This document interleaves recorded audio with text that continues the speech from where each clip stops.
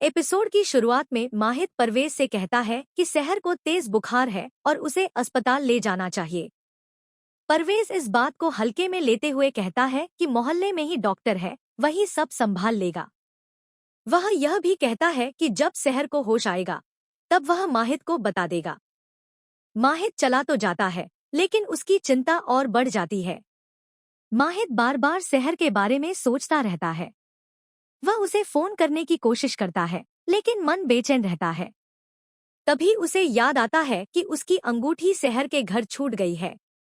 माहिद हैरान होता है कि उसकी घबराहट कम क्यों नहीं हो रही और सहर बार बार उसके ख्यालों में क्यों आ रही है। वह खुद को समझाता है कि शायद सहर की तबीयत ठीक नहीं है, इसलिए ऐसा हो रहा है।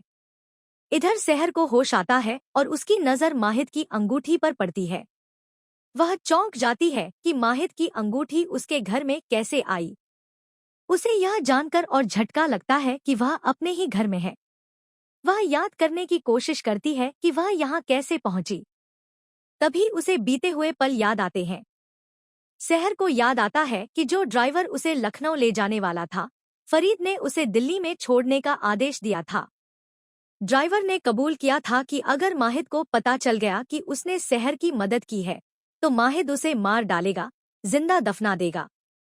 यह सुनकर सहर डर गई थी और उसने ड्राइवर से गाड़ी रोकने की गुहार लगाई थी।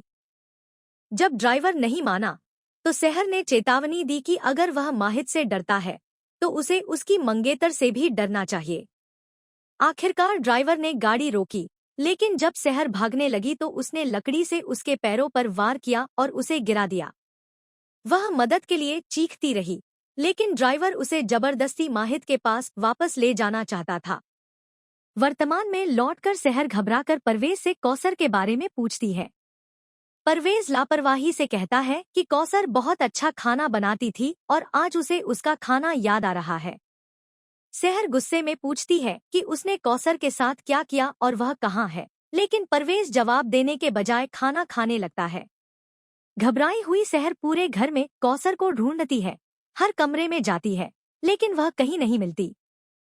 सोफिया तंज कसते हुए कहती है कि वह आज खुश है, क्योंकि उसे डर था कि कौसर परवेज को उसके खिलाफ भड़का देगी, लेकिन अब कौसर ही गायब हो गई है।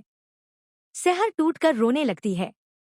दूसरी ओर अमल सुल्ताना को चाकू दिखाती है, जिससे फरीद घबरा जाता है और उसे चाकू रखने को कहता है। सुल्ताना कहती है कि वह कुछ दिनों के लिए घर से बाहर गई थी और अमल के बिगड़ने का दोष फरीद पर डालती है। अमल सुल्ताना पर आरोप लगाती है कि अगर वह सच में उससे प्यार करती तो उसके फोन उठाती। अमल कहती है कि रोना कमजोरी की निशानी है। वह मानती है कि जब कौसर ने उसे गले लगाया तब उसे पहली बार माँ जैसी ममता महसूस हुई, जो उसे अपनी असली माँ से कभी नहीं मिली। सुल्ताना गुस्से में पूछती है कि अमल उसे एक नौकरानी से कैसे तुलना कर सकती है। फरीद समझाता है कि कौसर ने अमल को माँ की तरह गले लगाया था, इसलिए वह पल अमल के दिल में बस गया। खुद को अकेला और अपमानित महसूस कर रही सुल्ताना खुद को पीड़ित बताती है। जब वह फिर अमल के पास जाती है तो अमल उसे धक्का दे देती है।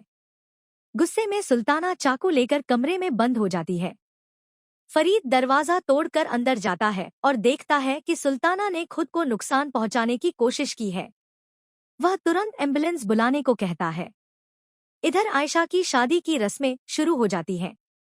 माहिद यह देखकर हैरान रह जाता है और उस्मान से सवाल करता है। उस्मान कहता है कि हालात और असलम की बेइज्जती के बाद यह शादी इज्जत बचाने के लिए जरूरी थी। वसीम भी कहता है कि शादी जिम्मेदारी लाती है।